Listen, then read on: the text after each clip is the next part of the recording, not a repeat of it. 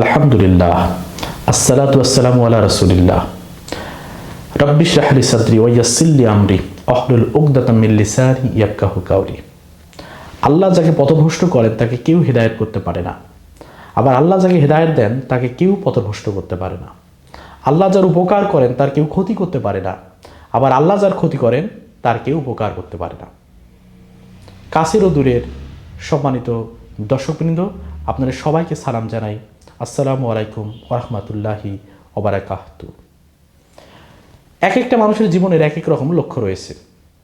আমি চেষ্টা করছি ইসলাম ধর্মকে আপনাদের সামনে খুব সহজ সরল ভাষায় তুলে ধরার জন্য। আল্লাহ পাক আমাকে যতটুকু জ্ঞান দিয়েছেন সেই জ্ঞানের আলোকে অতি সংক্ষেপে আমার এই নগণ্য জ্ঞান নিয়ে আপনাদের সামনে আমি আল কোরআন, আল্লাহ পাক এবং তার যে অন্যান্য সৃষ্টি রয়েছে সেই বিষয়গুলো নিয়ে কথা বলবো ইনশাআল্লাহ। তো কেউ যদি বলে যে আমি আমার বক্তৃতা শুরু করব একদম মহাজ্ঞানী হওয়ার পর, তাহলে সে এটি কোনোদিনও করতে পারবে না, কেননা কেউই মহাজ্ঞানী নয়। কেউ যদি মনে করে যখন আমি শুদ্ধ করে একদম সুস্পষ্টভাবে একদম রেফারেন্স দিয়ে কথা বলতে পারবো তখন আমার বক্তৃতা শুরু করব, সেও কোনোদিন বক্তৃতা শুরু করতে পারবে না। জ্ঞান অর্জনের নিয়মটা হচ্ছে কীরকম, যে এটি আমরা মুহাম্মদ সাল্লাল্লাহু আলাইহি ওয়াসাল্লামের একটা হাদিস থেকে জানি যে তিনি বলেন যে একটি আয়াত জানলেও সেটি প্রচার করো। তিনি তো ভিতরের সাইকোলজিক্যাল জ্ঞানটা রাখতেন। তিনি জানতেন যে যখনই কেউ একটি আয়াত জানবে এবং সেটি প্রচার করবে, আল্লাহ পাক তাকে আবার নতুন জ্ঞান দান করবে। তো আপনি যা কিছু জানেন মানুষের মাঝে বলেন, প্রচার করেন, তাহলে আপনি নতুন কিছু আরও জানবেন। জ্ঞান অর্জনের নিয়মই হচ্ছে এটি। আপনি যা জানেন মানুষকে বলে দেন, এরপর আল্লাহ পাক আপনাকে আবার ভরিয়ে দেবেন। কেননা আয়াতুল কুরসিতে আল্লাহ পাক বলেন যে কেউ তার ইচ্ছা ছাড়া তার জ্ঞান থেকে কোনো কিছুই আয়ত্ত করতে পারে না, এটি পুরোপুরি আল্লাহর ইচ্ছাধীন। তো যা হোক, আমি চেষ্টা করব আপনাদের সামনে ধারাবাহিকভাবে বিষয়গুলো বর্ণনা করার। তো একদম শুরুতে আমরা চলে যাই আল্লাহ, সেই আল্লাহ সম্পর্কে। আল্লাহ এর ধারণাটি পৃথিবীতে প্রত্যেকটি মানুষের ভিতরে থাকা প্রয়োজন। আপনারা দেখবেন যে এক এক ধর্মের মানুষ এক এক ধরনের ঈশ্বরে বিশ্বাস করে। কেউ আল্লাহ বলে ডাকে, কেউ বলে ভগবান, কেউ বলে গড, কেউ বলে আরও অন্যান্য অনেক নামে ডাকে। তবে মূল যে আমরা আল্লাহর যে ইয়েটা দেখতে পাই সারা পৃথিবীতে, সেটি হচ্ছে ঈশ্বর, অলমাইটি। পৃথিবীতে অনেকগুলো ধর্ম রয়েছে, যার মধ্যে সবচেয়ে লেটেস্ট যে ধর্ম এবং সবচেয়ে আধুনিক, গ্রহণযোগ্য আল্লাহ পাকের কাছে, সেটি হচ্ছে ইসলাম। আল্লাহ পাক বলেন ইন্না দীনা ইনদাল্লাহিল ইসলাম, নিশ্চয়ই আল্লাহ পাকের কাছে মনোনীত একমাত্র জীবন ব্যবস্থা হচ্ছে ইসলাম। ইসলাম মানে যখন কেউ নিজের ইচ্ছাকে আল্লাহ পাকের কাছে সমর্পণ করে। যাই হোক, ভূমিকা আলোচনা আমি আর বেশি বাড়াবো না। আমার এই ভিডিওগুলোতে আপনারা পাবেন ধারাবাহিকভাবে ইসলাম সম্পর্কে আলোচনা। প্রথমেই আমি আল্লাহ সম্পর্কে আলোচনা করতে চাই, আল্লাহর ধারণা নিয়ে, এবং পরবর্তীতে আল্লাহ পাকের গুণাবলী, এরপর আল্লাহ সম্পর্কে কিছু প্রশ্ন এবং তার উত্তর, এগুলো নিয়ে। তো যেহেতু আজকে আমার প্রথম ভিডিও, এই কারণে আমরা প্রথমে চলুন আল্লাহ সম্পর্কে জেনে আসি। তারা যে প্রশ্নটি করেছিল যে আল্লাহ সম্পর্কে আমাদের বলুন, রাসূলুল্লাহ সাল্লাল্লাহু আলাইহি ওয়াসাল্লাম আল্লাহ সম্পর্কে কী বলবেন? এখন আল্লাহ অনেক বিশাল বড় একটি সংজ্ঞা হতে পারে আল্লাহর।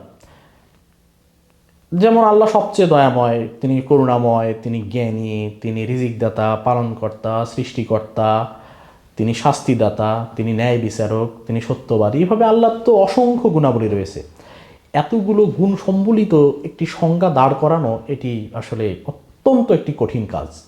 আপনি যে সংজ্ঞায় দাঁড় করান না কেন, সেটি অসম্পূর্ণ হয়ে যাবে। যেমন আপনি যদি বলেন যে যিনি সবচেয়ে বেশি দয়াময়, রিজিকদাতা, পালনকর্তা, তিনিই আল্লাহ, তাহলে প্রশ্ন আসবে যিনি সবচেয়ে সত্যবাদী তিনি কে? তখন আমাকে বলতে হবে তিনিও আল্লাহ, কিন্তু আমার সংজ্ঞায় সেটি উল্লেখ করতে আমি ভুলে গেছি। আবার আর কেউ যদি বলে যে যিনি শাস্তিদাতা তিনি কে, আমাকে বলতে হবে তিনি আল্লাহ, কিন্তু সংজ্ঞায় বিষয়টা আমি উল্লেখ করতে ভুলে গেছি। সুতরাং আল্লাহ পাকের একটি সঠিক সংজ্ঞা দাঁড় করানো, এটি নিতান্তই একটি দুরূহ ব্যাপার। রাসূলুল্লাহ সাল্লাল্লাহু আলাইহি ওয়াসাল্লাম তিনি নিজে থেকে কোনো কথা বলতেন না। যখনই কেউ তাকে প্রশ্ন করতেন তখনই তিনি অপেক্ষা করতেন ওহীর জন্য। এরপর জিবরিল আলাইহিস সালাম যখন ওহী নিয়ে আসতো তারপর তিনি সেই প্রশ্নের উত্তর করতেন। তো ব্যাপারটা যেরকম ঘটেছিল, ধরেন আপনি এগুলো বিশ্বাস করেন না, আপনি এগুলো বোঝেন না, তবুও এটা আপনার কাছে প্রমাণ করা সম্ভব। যেমন সূরা ইখলাসের শুরুতে কি রয়েছে? কুল। কুল মানে বলো। কুল এই শব্দটি প্রমাণ করে যে এটি একটি প্রশ্নের উত্তর। আপনারা যদি আল কোরআন ভালো করে অধ্যয়ন করেন দেখবেন যে 332 বার কুল শব্দটি রয়েছে এবং 332 বার কালু এই শব্দটি বলা হয়েছে। তো কালু, কালু মানে তারা বলে, তারা বলে, তারা বলে, তারা কারা? সেই সময়ের ইহুদি, খ্রিস্টান, মূর্তি পূজারী, অগ্নি পূজারী এবং মক্কা মদিনার যারা অধিবাসী ছিল তারা কোরআন সম্পর্কে, নবী করিম সাল্লাল্লাহু আলাইহি ওয়াসাল্লাম সম্পর্কে, তার নবুয়তের দাবি সম্পর্কে বিভিন্ন ধরনের প্রশ্ন করত, মিথ্যা কথা বলতো, অবান্তর কথা বলতো এবং রাসূলুল্লাহ সাল্লাল্লাহু আলাইহি ওয়াসাল্লাম প্রত্যেকটির জবাব দিতেন। কিসের মাধ্যমে? ওহীর মাধ্যমে। তো যেমন বলেছে যে তারা বলে, অনুবাদ বলছি আমি, তারা বলে আল্লাহ পাক সন্তান গ্রহণ করেছেন। তারা বলে ফেরেশতারা আল্লাহ পাকের কন্যা। তারা বলে যে উজাইর আল্লাহর পুত্র। তারা বলতে এখানে আয়াতটা এরকম রয়েছে যে ইহুদিরা বলে উজাইর আল্লাহর পুত্র এবং খ্রিস্টানরা বলে মসিহ আল্লাহর পুত্র। তো এগুলো কি? অভিযোগ আল্লাহ সম্পর্কে। আর এর উত্তরে আল্লাহ বলেন বলো, বলো। আল্লাহ প্রত্যেকটি অভিযোগের, প্রত্যেকটি প্রশ্নের উত্তর দিয়েছেন। তো এরকম যতগুলো সূরার সামনে বা যতগুলো আয়াতের সামনে বলো শব্দটি রয়েছে, কুল শব্দটি রয়েছে, প্রত্যেকটি শব্দ, প্রত্যেকটি আয়াত এগুলো এসেছে কিসের কারণে? অন্য একটা প্রশ্নের উত্তরের কারণে। তো রাসূলুল্লাহ সাল্লাল্লাহু আলাইহি ওয়াসাল্লাম অপেক্ষা করলেন। এরপর সূরা ইখলাস নাজিল হলো। এখানে আল্লাহ তাআলা বললেন কুল, বলো, হু আল্লাহু আহাদ, আল্লাহ এক এবং অদ্বিতীয়। আল্লাহুস সামাদ, তিনি অমুখাপেক্ষী। লাম ইয়ালিদ ওয়া লাম ইউলাদ, তাকে কেউ জন্ম দেয়নি এবং তিনিও কাউকে জন্ম দেননি। ওয়া লাম ইয়াকুল্লাহু কুফুয়ান আহাদ, এবং তার সমতুল্য কিছুই নেই। তো এইভাবে 4 লাইনের একটি সংজ্ঞা রাসূলুল্লাহ সাল্লাল্লাহু আলাইহি ওয়াসাল্লাম তাদেরকে বললেন এবং তারা অবাক হয়ে গেল যে এটি নিশ্চয়ই কোনো মানুষের কথা হতে পারে না। কেননা আপনি আল্লাহর যে সংজ্ঞায় দাঁড় করাবেন না কেন, যে তার গুণাবলী নিয়ে আসবেন না কেন, সমস্ত কিছু এই 4 লাইনের ভিতরে প্রবেশ করানো সম্ভব। অর্থাৎ এটি সারাংশ, এমন একটি সংজ্ঞা আল্লাহ তাআলা দিয়ে দিলেন। তো এখানে একটি হাদিস বলি, যে একটি হাদিস এরকম রয়েছে যে সূরা ইখলাস হচ্ছে কোরআনের 3 ভাগের 1 ভাগের সমান। এই কারণে কেউ যদি 3 বার সূরা ইখলাস পাঠ করে তাহলে তার পুরো কোরআন পড়ার সওয়াব হয়। এটি কী কারণে আপনারা জানেন? যে কেন সূরা ইখলাস 3 ভাগের 1 ভাগ?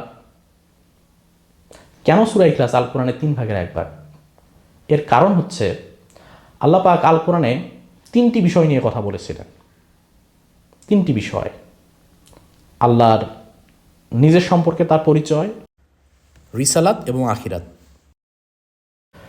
তো এখানে একটি বিষয় উঠে এসেছে সূরা ইখলাসের মাধ্যমে, যেখানে আল্লাহ পাক তার পরিচয় দিয়েছেন।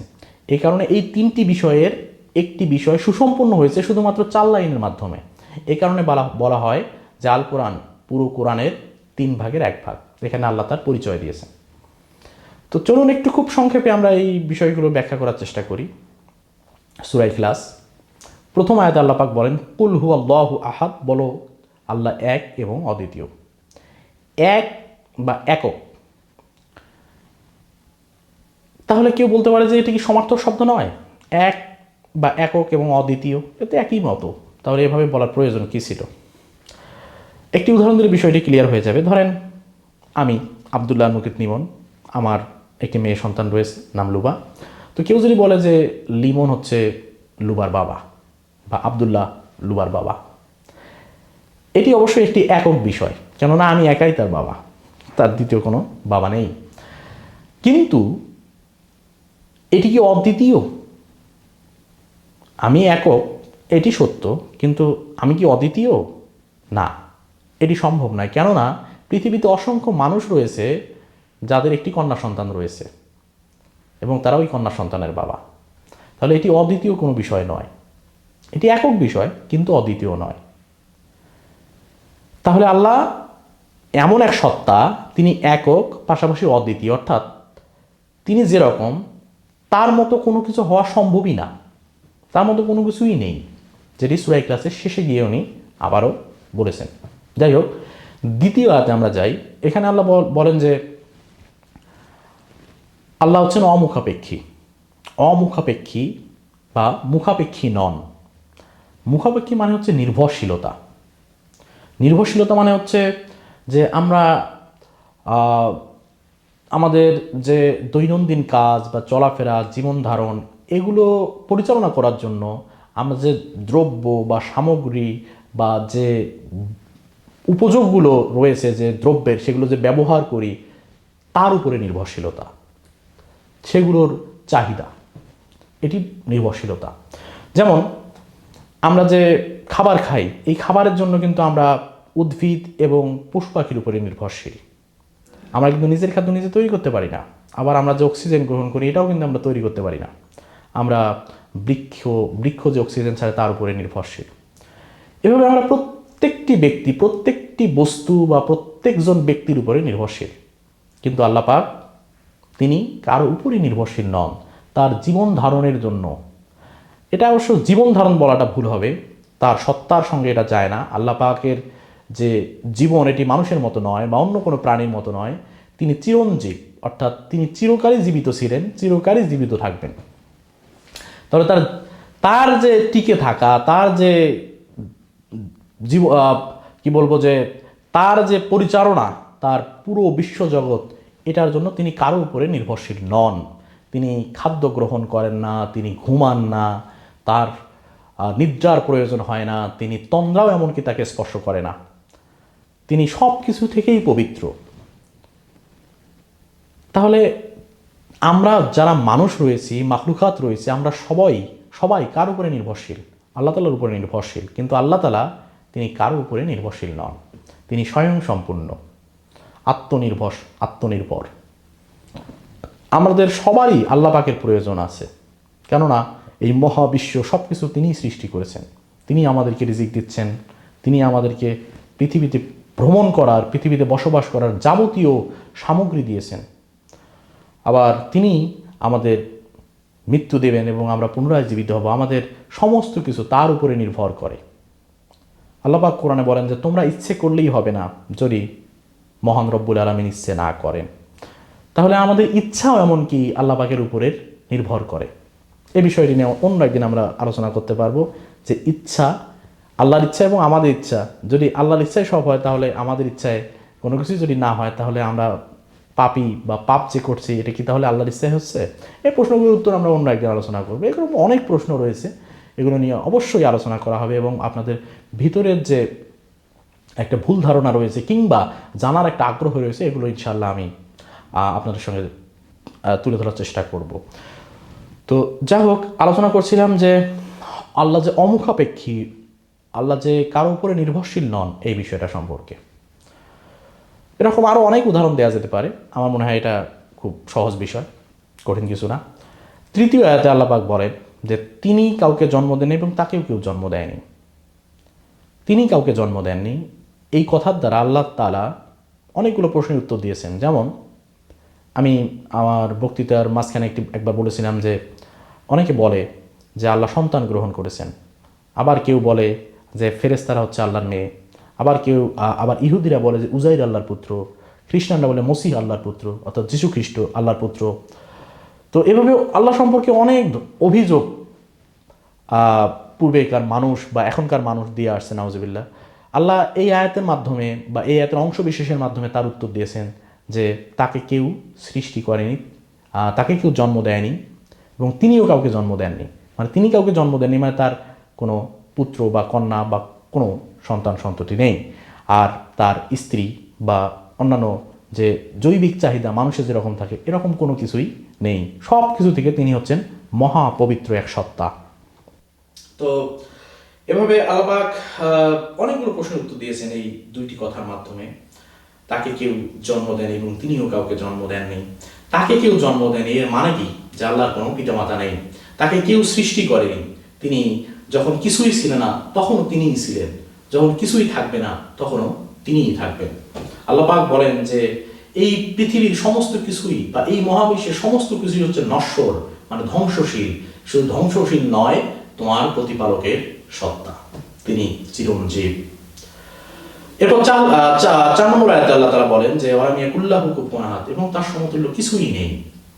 এই আয়াতের খুব সংক্ষেপে যদি একটি আমি উদাহরণ দেই, ধরেন তুলনা করা, এখানে তুলনা করার কথা বলা হয়েছে এবং তার সমতুল্য কিছুই নেই। সমতুল্য মানে হচ্ছে সমান সমান কোনো কিছু এবং তাদের মধ্যে তুলনা করা, এটাকে বলা হচ্ছে সমতুল্য। যেমন আমি আপনাদের সঙ্গে কথা বলছি, এখন আমার পাশে যদি একজন বসে থাকে এবং সে একইভাবে আপনাদের সঙ্গে কথা বলে, তাহলে আপনি হয়তো আমার সঙ্গে তাকে তুলনা করতে পারবেন। এটি হচ্ছে সমতুল্য। তাহলে আমি যেরকম সেও ওরকম, কিন্তু কিছু পার্থক্য থাকতে পারে, এটি হচ্ছে সমতুল্য। কিন্তু আমি এখানে কথা বলছি, একজন আমার পাশে বোবা ব্যক্তি বসে রয়েছে যে কথা বলতে পারে না, তাকে যদি আপনি বলেন যে সে আমার সমতুল্য, তাহলে এটি কখনোই সমতুল্য হওয়া সম্ভব নয়, বা এই কথাটি কোনোদিন যুক্তিযুক্ত হবে না। সমতুল্য মানে হচ্ছে তার মতো হয়ে যাওয়া, তার মতো, বা খুব যৎসামান্য পার্থক্য থাকতে পারে তার মতো হতে গেলে, এটাকে বলা হয় তুলনা করা বা সমতুল্য। তো আল্লাহ পাক বলেন যে তার সমতুল্য কিছুই নেই। এর মানে হচ্ছে যে ব্যক্তিগণ বা যে গোষ্ঠী বা যে ধর্মের অনুসারীরা আল্লাহকে বাদ দিয়ে অন্য কোনো উপাস্যের উপাসনা করে, যেমন কেউ সিজদা করে সূর্যকে, কেউ সিজদা করে চন্দ্রকে, কেউ অগ্নি উপাসক, আবার কেউ মূর্তি পূজা করে, কেউ কবরে সিজদা করে, এছাড়াও এক একজন মানুষ এক এক ধরনের উপাসক বেছে নিতে পারে। এইখানে আল্লাহ পাক তাদের উত্তর দিয়েছেন যে আসলে উপাসনা করার যে যোগ্যতা, এটি একমাত্র আল্লাহরই রয়েছে, এবং আল্লাহর সঙ্গে তুলনা করা যায়, আল্লাহর সঙ্গে সমতুল্য দাঁড় করানো যায়, এরকম কোনো কিছুই আসলে নেই। কারণ আল্লাহ হচ্ছেন সবচেয়ে জ্ঞানী, সবচেয়ে শক্তিশালী, সবচেয়ে তিনি সত্যবাদী, তিনি ন্যায় বিচারক, তিনি রিজিক দাতা, তিনি পালনকর্তা, তিনি মৃত্যু দেন, তিনি জীবন দেন, তিনি কিয়ামত দিবসের যে বিচার হবে তার বিচারক। এভাবে আল্লাহ তাআলার অসংখ্য গুণাবলী রয়েছে যেগুলো আমরা কোনোদিন বলে শেষ করতে পারবো না, কিংবা ওই জ্ঞানই আমাদের নাই। আল্লাহ তাআলা কোরআনে বলেন যে যদি পৃথিবীর সমস্ত বৃক্ষকে কেটে কলম বানানো হয় এবং সমুদ্রের কালিকে এবং সমুদ্রের পানিকে কালি করা হয় এবং তার সাথে আরো 7 সমুদ্র যুক্ত করা হয়, তবুও তোমরা আল্লাহর প্রশংসা বা তার বাক্য লিখে কখনো শেষ করতে পারবে না। কত মহান আমাদের প্রতিপালক। তো এরকম একজন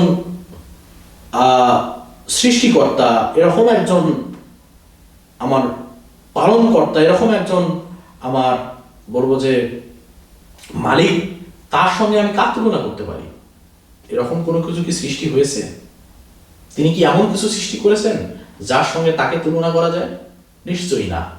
কেননা আল্লাহ নিজেই বলেন যে তার সমতুল্য কিছুই নেই, তার সাথে তুলনা করা যায় এরকম কোনো কিছু সৃষ্টি তিনি করেননি যে তার সঙ্গে তুলনা করা সম্ভব। আর স্রষ্টা একজনই। যদি এরকম কোনো স্রষ্টা থাকতো তার মতো, তাহলে তার সঙ্গে তার তুলনা করা চলতো। আল্লাহ পাক আল কোরআনে একটি যুক্তি দিয়েছেন যে যারা বলে যে অনেক স্রষ্টা রয়েছেন, যেমন বিভিন্ন ধর্মে আমরা দেখি যে তারা বিভিন্ন বিষয়ের জন্য আলাদা আলাদা স্রষ্টা নির্ধারণ করে থাকেন। যেমন খাদ্যের দেবী একজন, আবার বিদ্যার দেবী একজন, আবার হচ্ছে ধ্বংসের জন্য আর একজন, এভাবে অনেক তারা উপাস্য দাঁড় করায়। তো আল্লাহ বলেন এর উত্তরে একটি যুক্তি দিয়েছে মানব জাতির জন্য যে তোমরা এই বিষয়টি নিয়ে চিন্তা করে দেখো। আল্লাহ বলেন যে যদি আসমান এবং জমিনে আল্লাহ ব্যতীত আরো অনেক উপাস্য থাকতো, তাহলে উভয়ই ধ্বংস হয়ে যেত। এর কারণ হচ্ছে বিভক্তি এবং নিজের যে ক্ষমতা এটির প্রদর্শন। যেমন দেখবেন যে বনে বাঘ থাকে সে বনে সিংহ থাকে না। এর কারণ বাঘ এবং সিংহ তারা উভয়ই শক্তিশালী, তারা নিজেকে বনের রাজা মনে করে। এই কারণে যদি বাঘ এবং সিংহ কোনো বনে একই সঙ্গে থাকে তাহলে তারা উভয়ের মধ্যে যুদ্ধ লাগাবে এবং কারোরই অস্তিত্ব থাকবে না, তারা একে অপরকে মেরে ফেলবে, ধ্বংস করে ফেলবে। তো আল্লাহ তাআলা বলেন যে যদি আসমান এবং জমিনে আল্লাহ ছাড়া অন্য কোনো উপাস্য থাকতো তাহলে সব ধ্বংস হয়ে যেত এবং তারাও ধ্বংস হয়ে যেত। যেমন আপনারা দেখবেন যে প্রতিদিন সূর্য পূর্ব পাশে উদিত হয় এবং পশ্চিম পাশে অস্ত যায়। পৃথিবী বা সমস্ত গ্রহ নক্ষত্র তারা নিজ নিজ কক্ষপথে আবর্তন করছে, নিয়মের কোনোদিন পরিবর্তন হয় না। আজকে যেরকম আমরা দেখছি 100 বছর 200 বছর পর একই ঘটনাই ঘটবে। আল্লাহ পাক বলেন যে তোমরা আল্লাহর সৃষ্টির বিষয়ে কোনো নিয়মের পরিবর্তন পাবে না। আল্লাহর যে নিয়ম এটি সবসময় একই মতোই রয়েছে এবং একই মতোই থাকবে ভবিষ্যতে। তাহলে যেহেতু নিয়মের পরিবর্তন হয় না, সবকিছু সুশৃঙ্খল ভাবে চলে, সেহেতু আমরা বলতে পারি যে সৃষ্টিকর্তা একজনই। যদি সৃষ্টিকর্তা অনেকজন হতো তাহলে কি ঘটতো, একজন আরেকজনের সঙ্গে লড়াই করতো। কি কারণে? যে আমার সৃষ্টি আমি আলাদা করে নিলাম এবং আরেকজনের সঙ্গে যখন সে বড়াই করত তখন সে হয়তো কোনো কিছু পরিবর্তন করে ফেলতো। যেমন যার হাতে রয়েছে পানির ক্ষমতা বা বৃষ্টি দেওয়ার ক্ষমতা, সে হয়তো বৃষ্টি দিত না বা অতি বৃষ্টি দিত। আবার যার হাতে রয়েছে সূর্য উদয় বা অস্তের ক্ষমতা, সে হয়তো 2-4 দিন সূর্য না উঠিয়ে সে হয়তো বিদ্রোহ করে বসত।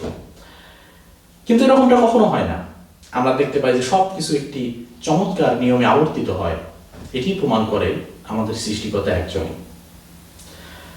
এই কারণে আল্লাহ পাক মানুষের প্রতি অত্যন্ত দয়াশীল হয়ে সূরা ইখলাস নাযিল করেছেন, যাতে করে তার পরিচয় সম্পর্কে আমরা জানতে পারি এবং আল্লাহ সম্পর্কে যে বিভ্রান্তিগুলো শয়তান মানুষের মাঝে ছড়িয়ে দেয় সেই বিভ্রান্তি থেকে দূরে সরে আসতে পারি। আল কোরআনে আল্লাহ তাআলা বলেন যে শয়তান আল্লাহ সম্পর্কে মানুষকে বিভ্রান্ত করে। সে এমন কোনো কিছুকে প্রদর্শন করে এবং বলে যে এটি তোমাদের সৃষ্টিকর্তা। তখন মানুষ যারা আল্লাহ সম্পর্কে জানে না তারা শয়তানের ধোঁকায় পড়ে এবং যেটি আল্লাহ নয় বা আল্লাহ হওয়ার যোগ্যতা রাখে না সেটা উপাসনা শুরু করে। আর এভাবে তারা সবচেয়ে বড় ঘৃণিত যে পাপ, সবচেয়ে বড় যে জুলম শিরক, সেটি করে ফেলে। একটি উদাহরণ দেই তাহলে বিষয়টি ক্লিয়ার হয়ে যাবে। যেমন বনী ইসরাইলের নাম আপনারা শুনেছেন। আল কোরআনে সবচেয়ে বেশি যে জাতির আলোচনা করা হয়েছে সে জাতির নাম হচ্ছে বনী ইসরাইল। ইয়াকুব আলাইহিস সালামের আরেক নাম ইসরাইল। তার যে সন্তান রয়েছিল 12 জন সন্তান, তাদের বংশধর তারাই হচ্ছে বনী ইসরাইল নামে ইতিহাসে পরিচিত। তো সেই ইসরাইল আলাইহিস সালামের বংশধর বনী ইসরাইল, সেই বনী ইসরাইলের একজন নবী, যে নবীর নাম সবচেয়ে বেশি কোরআনে এসেছে, হযরত মুসা আলাইহিস সালাম।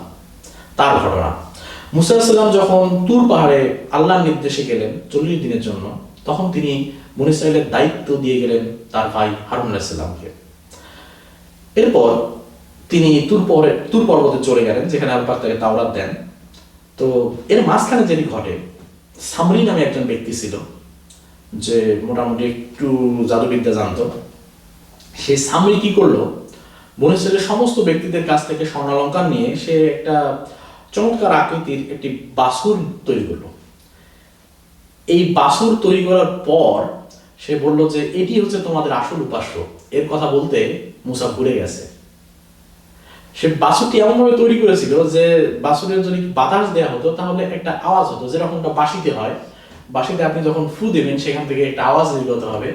সে বাছুরটি ঠিক ওই আকৃতিতে তৈরি করেছিল এবং ওখানে চমৎকার একটি কারুকার্য করেছিল, একটি কৌশল করেছিল, যেখানে ফু দিলে, বাতাস দিলে বাছুরটির ভেতর থেকে আওয়াজ বের হতো এবং মনে হতো যে বাছুরটি আসলে আওয়াজ করছে। এভাবে সে মানুষকে ধোঁকা দিয়েছিল, বিভ্রান্ত করেছিল আর বলেছিল যে আসলে এটি তোমাদের আসল উপাস্য। মুসা এর কথা বলতে ভুলে গেছে। সেখানে হারুন আলাইহিস সালাম উপস্থিত ছিলেন, আল্লাহর একজন নবী। তিনি এত করে বললেন যে হে লোক সকল, এটা তোমাদের আসল উপাস্য নয়। কেউই তার কথা বিশ্বাস করলো না, তারা কনফিউজড হয়েছিল এবং তারা বলল যে মুসা না আসা পর্যন্ত আমরা তোমার কথা কখনোই শুনবো না। এবং তারা এই বৎসকে, গরুর বাছুরকে উপাসনা করা শুরু করলো। তাহলে এখানে শয়তান কি করলো, সে আল্লাহ সম্পর্কে মানুষকে বিভ্রান্তিতে ফেললো। কার মাধ্যমে? সামরির মাধ্যমে। তো এইভাবে এখনো প্রতিনিয়ত আমরা আল্লাহ সম্পর্কে অনেক ধরনের কথা বলছি, যেগুলো আল্লাহর সত্তার সঙ্গে, তার ইজ্জতের সঙ্গে একেবারেই মানানসই নয়। বিভ্রান্তিকর, অমূলক, অযৌক্তিক কথা আমরা আল্লাহ সম্পর্কে বলে ফেলি। কেন? আল্লাহর পরিচয় না জানার কারণে। তো শয়তানের যে কাজ, সেটি কি? মানুষকে জাহান্নামের দিকে নিয়ে যাওয়া, মানুষকে সরল পথ থেকে বিচ্যুত করা।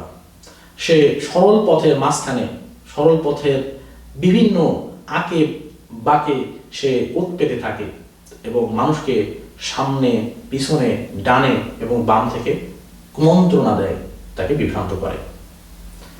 শয়তান তাকে তার পদাঙ্ক অনুসরণ করতে মানুষকে প্ররোচনা দেয়। তবে এখানে একটি আশার বাণী রয়েছে, শয়তান কিন্তু কাউকে বাধ্য করতে পারে না। শয়তান কাউকেই বাধ্য করতে পারে না, এই শক্তি আল্লাহ তাকে দেননি। শয়তান কাউকে জোর করে কোনো অপরাধ করাতে পারবে না। সে শুধু কি করে? আপনার কাছে বিষয়টা চাকচিক্যময় ভাবে তুলে ধরে, আপনার কাছে বিষয়টা সুবিধাজনক ভাবে তুলে ধরে। এটাকে বলা হচ্ছে প্রতারণা বা ধোঁকা। আদম আলাইহিস সালামকে সে যখন বলল যে তুমি কি জানো যে আল্লাহ কেন তোমাকে ওই গাছের নিচে যেতে নিষেধ করেছে? যাতে তুমি ফেরেশতা না হও অথবা জান্নাতে চিরস্থায়ী না হও। আদম আলাইহিস সালাম ভেবে দেখলেন যে আসলে সে কি ঠিক বলছে? যা আল্লাহ যদি আমাকে পৃথিবীতে প্রেরণের জন্য সৃষ্টি করে থাকেন, তাহলে তো পৃথিবীতে অনেক দুঃখ কষ্ট রয়েছে, এবং আমি যদি জান্নাতে চিরস্থায়ী হই অথবা ফেরেশতা হই তাহলে তো ভালো। এভাবে দিনের পর দিন, মাসের পর মাস, বছরের পর বছর, হয়তো শতাব্দীর পর শতাব্দী। ব্যাপারটা এমন না যে শয়তান এসে তাকে বলেছে আর উনি ভুলে গেছে, ব্যাপারটা আসলে এমন না। কারণ আল্লাহ তাকে একটি মাত্র আদেশ করেছিলেন যে এই কাছে নিকটে যেও না। তারপরেও শয়তান তাকে শেষ পর্যন্ত বিভ্রান্তিতে ফেলেছিল, এবং মা হাওয়া এবং আমাদের আদি পিতা আদম আলাইহিস সালাম সেই ভুলটি করেছিলেন।